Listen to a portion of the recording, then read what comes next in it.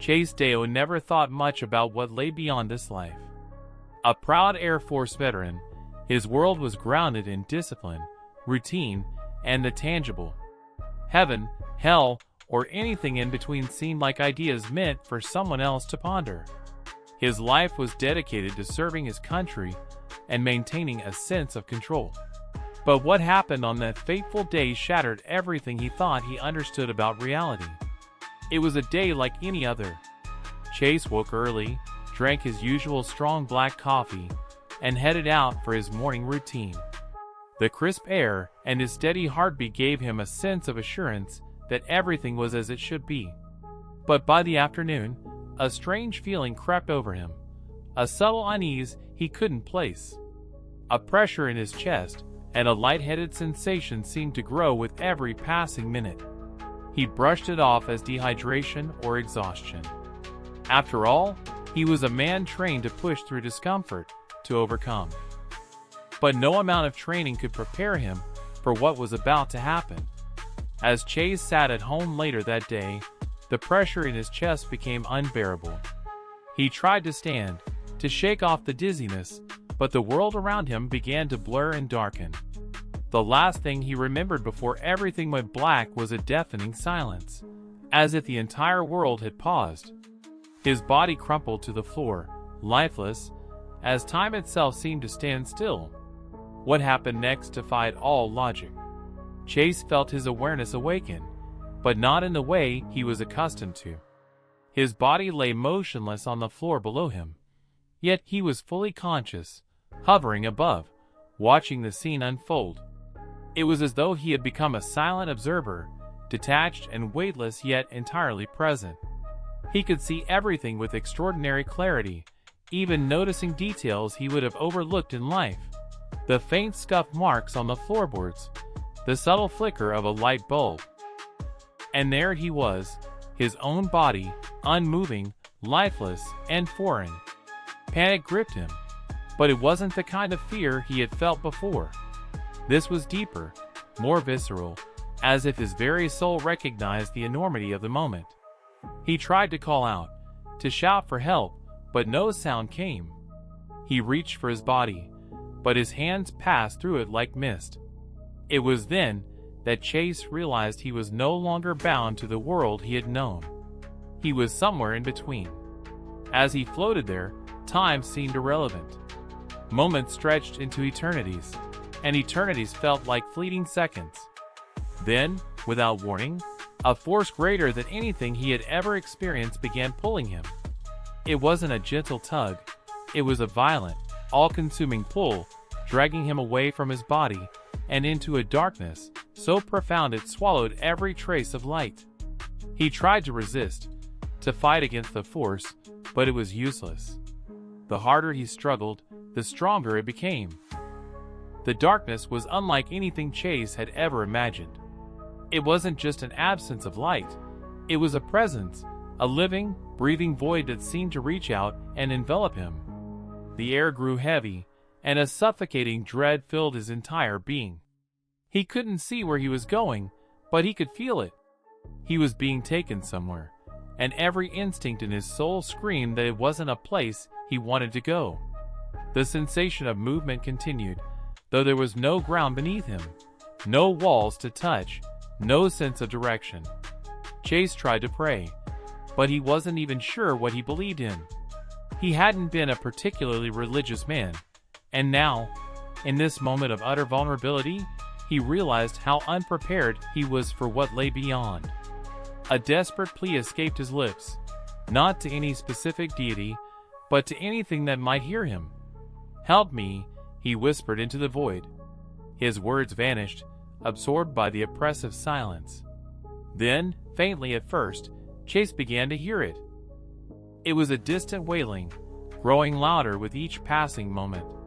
The cries were not human. They were guttural, raw, and filled with an anguish that chilled him to his core. He strained to see through the darkness, but the more he focused, the more the shadows seemed to twist and shift, taking on grotesque and unrecognizable forms. Figures began to emerge, barely discernible in the blackness. They were misshapen, their bodies contorted in unnatural ways, as if they were trapped in a perpetual state of decay. These beings, whatever they were, seemed to notice Chase. Slowly, they turned toward him, their hollow eyes glowing faintly in the darkness. He could feel their hunger, their anger, their despair. They began to move closer, their twisted limbs dragging them toward him with a deliberate, menacing pace. Chase tried to back away, but there was no ground to stand on, no path to follow. He was frozen in place as they closed in. The first touch was like ice, burning and numbing at the same time. One of the beings reached out and grabbed his arm, its grip impossibly strong. Others followed, their claw-like hands tearing at him, pulling him further into the void. Their shrieks grew louder, a cacophony of torment that reverberated through his very soul. Chase felt as though he were being torn apart, not just physically, but spiritually. Every ounce of strength he had was drained as he tried to resist, but it was futile. The darkness and the beings seemed to feed off his fear, growing stronger with each moment. In his final moments of despair, Chase felt himself give in. There was no escape, no hope. He was completely at their mercy, and for the first time in his life, he truly understood the meaning of helplessness. He thought of his life, of the choices he had made, of the things he had left undone. Regret washed over him like a tidal wave. Is this it? He thought. Is this what happens after we die? Just as Chase was about to surrender completely, a flicker of light appeared in the distance. It was faint, barely noticeable, but it pierced through the darkness like a beacon. The beings around him recoiled, their shrieks turning into angry howls.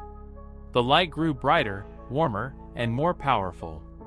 For the first time since his ordeal began, Chase felt a glimmer of hope. What was this light, and why had it come for him? As it drew closer, Chase could feel its presence, a presence so profound, so overwhelming, that it brought him to his knees. The light was just beginning to reveal its purpose, and Chase's journey was far from over. Chase Deo's stomach churned at the sight, and a primal fear he had never known overtook him. These weren't just beings of horror. They were suffering itself made flesh. One of the figures reached out toward him. Its skeletal hand was impossibly long, with fingers that seemed to stretch and curl unnaturally. Chase flinched, trying to move away, but there was nowhere to go. The hand gripped his arm, and an icy pain shot through him.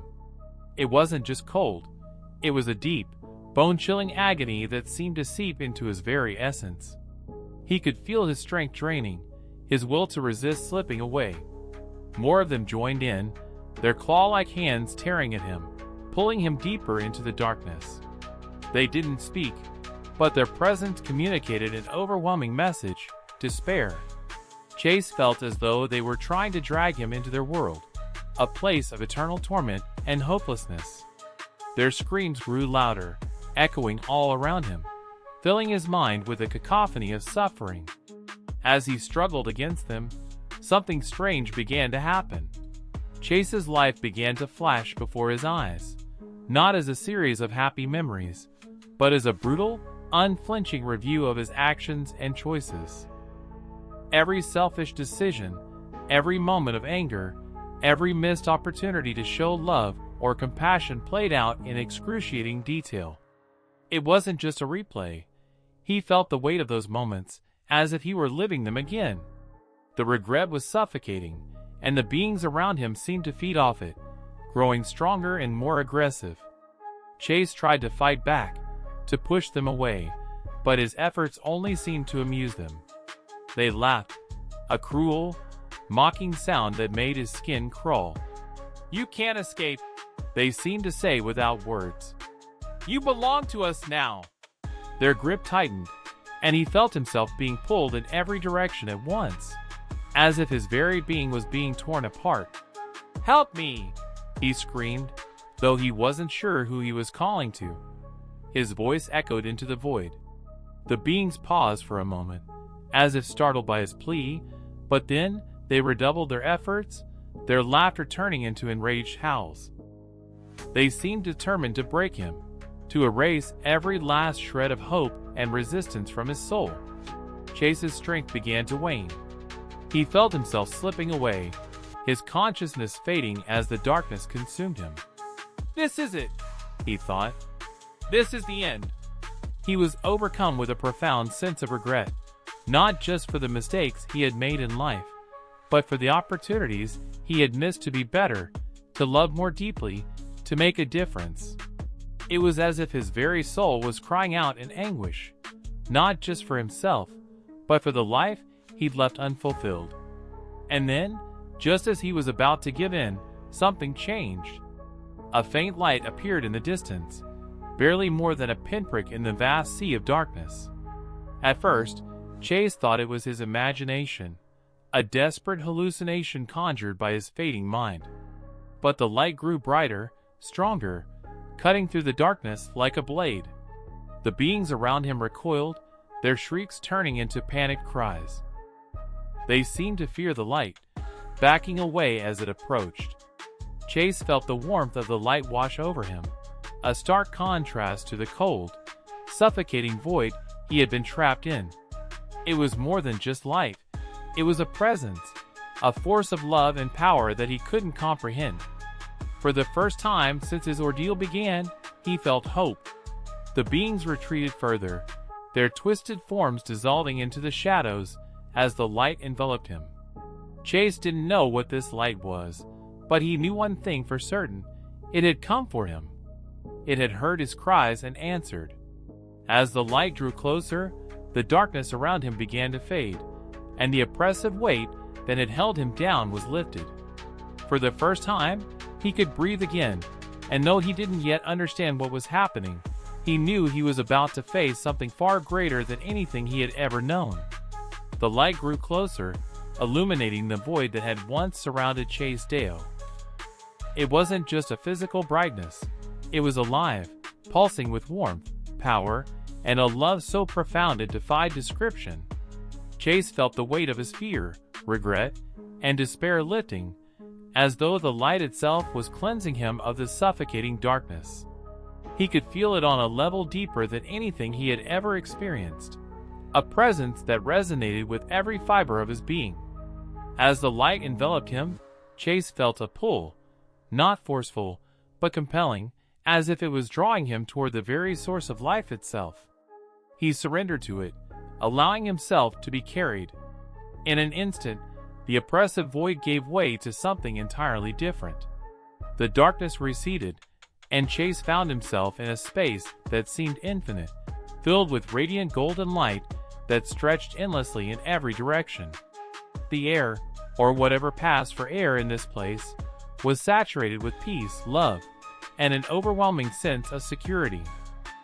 It was as if he had come home to a place he didn't know he had been missing. Then he saw him. Emerging from the heart of the light, a figure approached.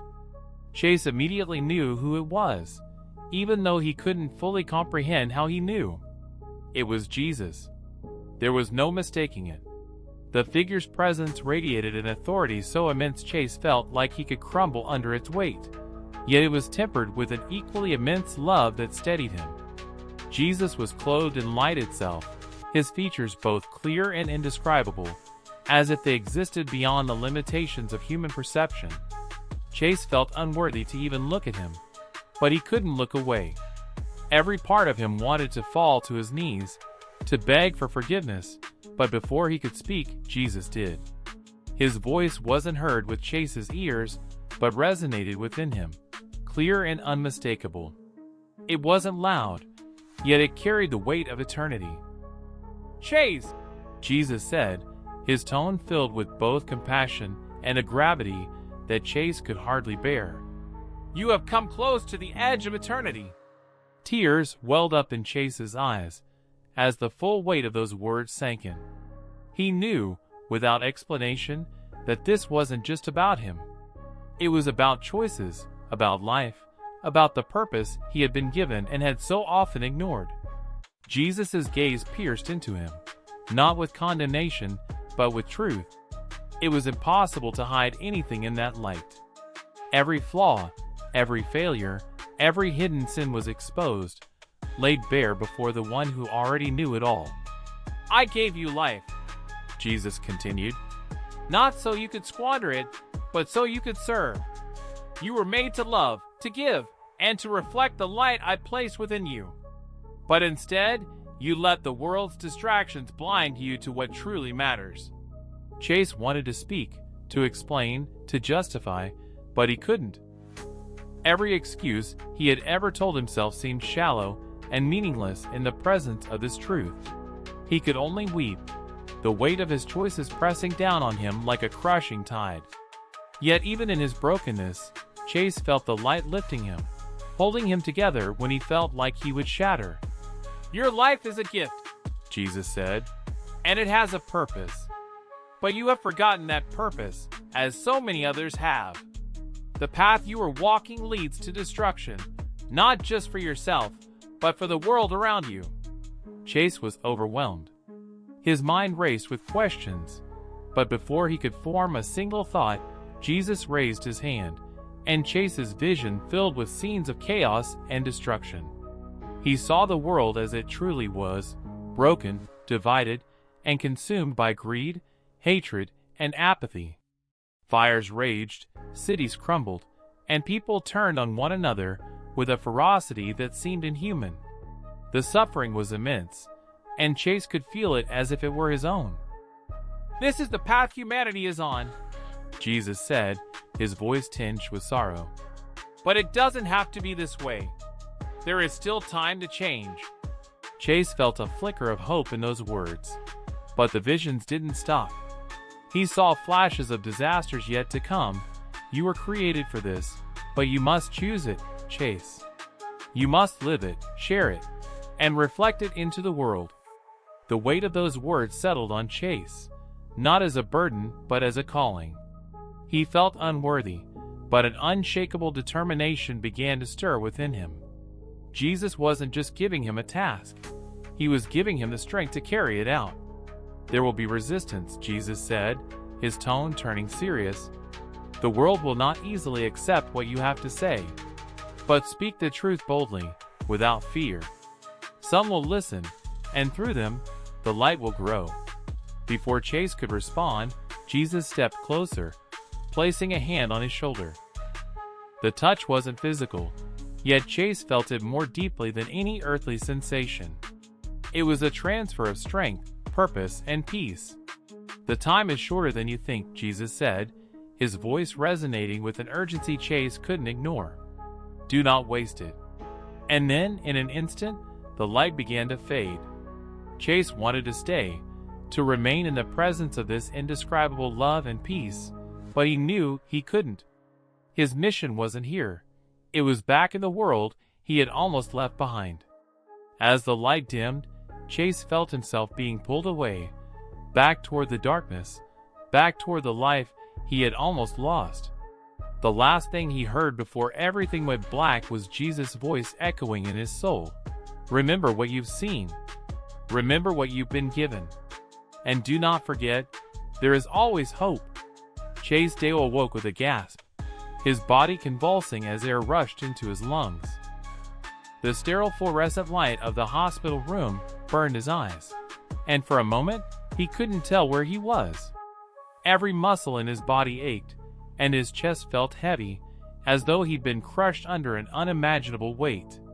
Nurses and doctors surrounded him, their faces a mix of astonishment and relief. The machines beside him beeped erratically, signaling his return to life. He had been dead, clinically, unmistakably, completely dead, for several minutes. Yet here he was, heart pounding in his chest, lungs struggling to adjust to the reality of breathing again. But Chase knew this wasn't just a medical phenomenon. He hadn't merely brushed against the edge of death. He had stepped beyond it, fully immersed in what lay on the other side. The memory of what he had seen and experienced was fresh, vivid, and seared into his mind like a brand. The first coherent thought that formed in Chase's mind wasn't relief at being alive. It was the voice of Jesus ringing clear and undeniable in his soul.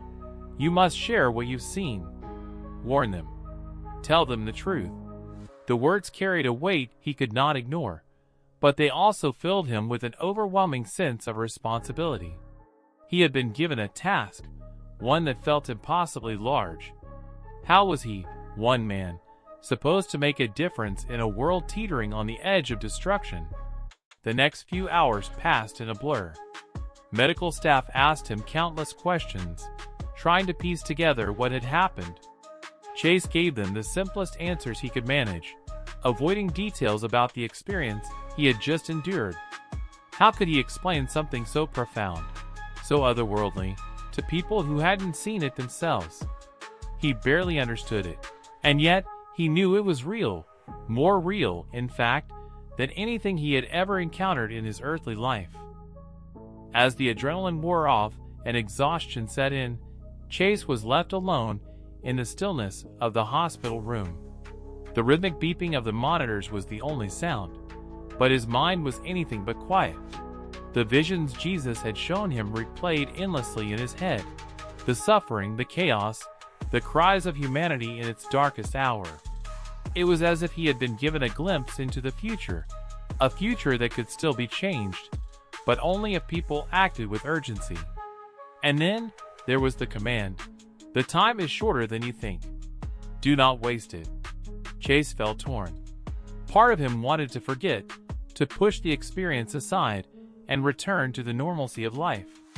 After all, what could he possibly do to prevent the kind of destruction he had witnessed?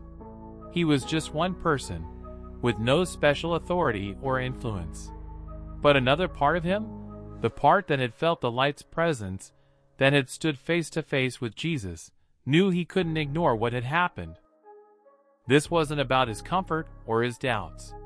It was about something far greater than himself. The next morning, Chase was discharged from the hospital. Friends and family came to visit, their faces filled with concern and relief. They asked him what had happened, how he felt, and whether he remembered anything. Chase gave vague answers at first, hesitant to share the full truth. But the words of Jesus echoed in his mind, urging him to speak. Finally, when his closest friend pressed him, Chase decided to try. I saw something, he began, his voice trembling. Something I can't fully explain. I wasn't just unconscious, I was gone. I saw him. I saw Jesus. The room fell silent. His friend's expression shifted from curiosity to confusion, then skepticism. Chase pressed on, describing the light, the presence of Jesus, and the terrifying visions of a world descending into chaos. He explained the message he had been given, the warning, the call to action, and the mission to share what he had seen. His friend's response was immediate and dismissive. You were dead, Chase. Your brain probably just fired off random images while it was shutting down. It's science, man. You've been through trauma. Don't let it mess with your head.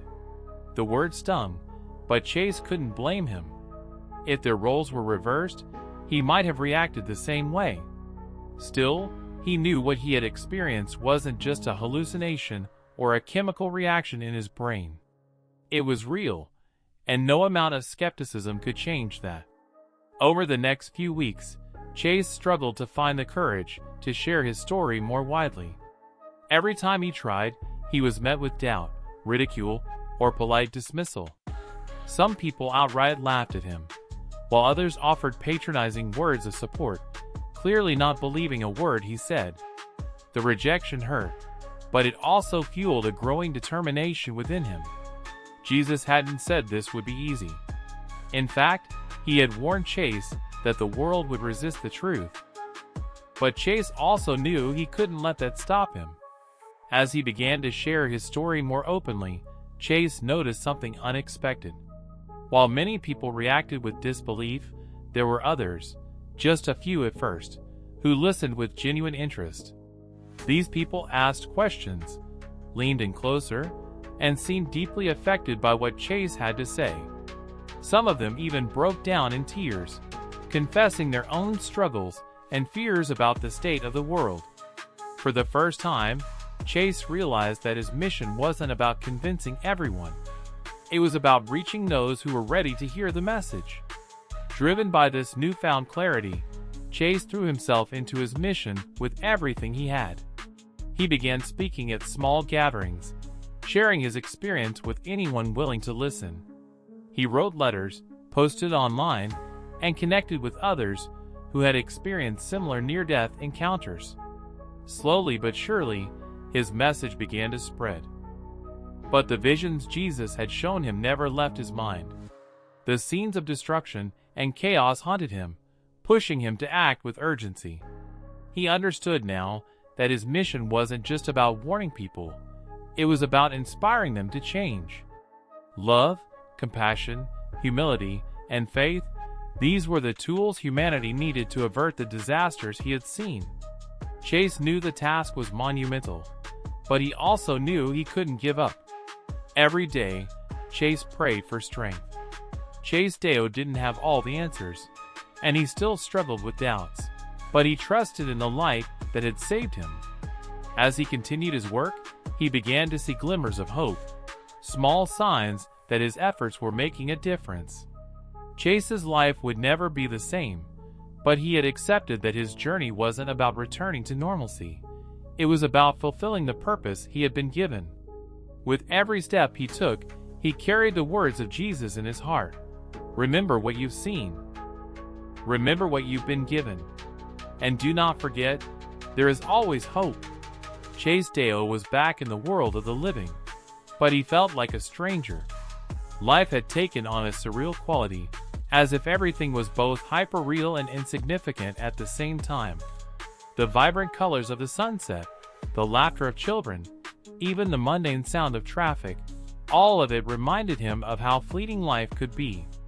He couldn't shake the memory of what he had seen, what he had felt, and the mission he had been given. The challenge now was figuring out how to carry it out. At first, Chase struggled with the weight of his task. The words of Jesus echoed in his mind constantly. Warn them. Tell them the truth. The time is shorter than you think. But how could he tell the truth when so few were willing to listen? He felt like he was carrying a burden too heavy for one person, and there were moments when doubt crept in. Was it possible he had imagined the entire experience? Was it a desperate fabrication of his dying mind? No, he told himself. It was real. It was more real than anything I've ever known. He began journaling obsessively, writing down every detail of his experience while it was still fresh. The light, the beings, the darkness, the visions of destruction, and most importantly, the encounter with Jesus. All of it spilled onto the pages in a flurry of emotion and urgency. As he wrote, he found clarity. The act of putting his experience into words helped him organize his thoughts and gave him a sense of purpose. These weren't just memories. They were a message meant to be shared. But sharing his message proved far more challenging than he had anticipated. When Chase first spoke about his experience publicly, it was at a small community gathering. His voice trembled as he described his near-death experience, the overwhelming love of the light, and the terrifying visions of a future filled with chaos and destruction. He hoped his story would inspire the audience, but their reactions were mixed. Some were visibly moved, nodding and wiping away tears, while others looked at him with skepticism, their expressions questioning his sanity. After the event, a man approached Chase. He introduced himself as a pastor and told Chase that his story reminded him of biblical accounts of divine encounters. What you've experienced is profound, the pastor said, but not everyone is ready to hear it. Don't let the doubters discourage you. Focus on those who are willing to listen. Those words stuck with Chase and gave him the encouragement he needed to keep going. He started speaking at more events, often small and informal gatherings. Each time, he noticed that some people seemed deeply affected by his message. They would come up to him afterward, thanking him for sharing and confessing their own fears, doubts, and struggles with faith. These moments reminded Chase why he had been sent back, to awaken hearts and spark change, even if it was one person at a time. But the road was far from easy. Chase faced criticism and ridicule from skeptics, who dismissed his story as a fabrication or a hallucination brought on by a lack of oxygen to the brain. Some accused him of seeking attention or trying to profit from his experience. Others questioned his motives, suggesting that his military background made him prone to stress-induced delusions. Each accusation cut deep, but Chase refused to let them deter him. He knew the truth, and he knew the mission was too important to abandon. As time went on, Chase began to notice a shift, not in the world around him, but in himself. The experience had fundamentally changed him. He no longer found joy in the things that once occupied his time, like television or idle conversation. Instead, he felt a growing desire to serve others, to live a life that reflected the light he had encountered. He started volunteering at shelters, mentoring young people, and seeking out opportunities to make a difference in his community. These actions felt small compared to the scale of the mission he had been given, but he trusted that even small acts of kindness could ripple outward in ways he couldn't predict. Chase also spent more time in prayer and reflection. Though he had never been particularly religious before his near-death experience, he now felt a deep connection to God. He wasn't interested in dogma or rituals. What mattered to him was the relationship, the connection to the light that had saved him. He prayed for guidance, for strength, and for the wisdom to know how to fulfill his mission. And while he didn't always feel certain, he trusted that he was being led in the right direction. One night, Chase had a vivid dream. In it, he was standing in the middle of a desolate landscape, surrounded by ruins and fire. He recognized the scene. It was one of the visions Jesus had shown him. But this time, something was different. Amid the destruction, he saw small lights flickering in the distance. As he approached, he realized the lights were people, each carrying a tiny flame. The flames were faint, barely visible, but together they began to illuminate the darkness. When Chase woke up, he knew what the dream meant. His mission wasn't about single-handedly saving the world. It was about igniting those small flames of hope, love, and faith in others. Each person he reached, each heart he touched, would carry the light forward, spreading it in ways he couldn't even imagine. The darkness wouldn't be defeated all at once, but through countless small acts of light, the tide could begin to turn. Fueled by this renewed understanding, Chase doubled down on his efforts. He started sharing his story online, reaching people far beyond his local community. Videos of his testimony began to circulate, and while many still dismissed him as a fraud, others were deeply moved. Messages poured in from people around the world, some sharing their own near-death experiences, others thanking him for giving them hope in difficult times. Chase read every message, finding strength in the connections he was making. But the visions of destruction still haunted him.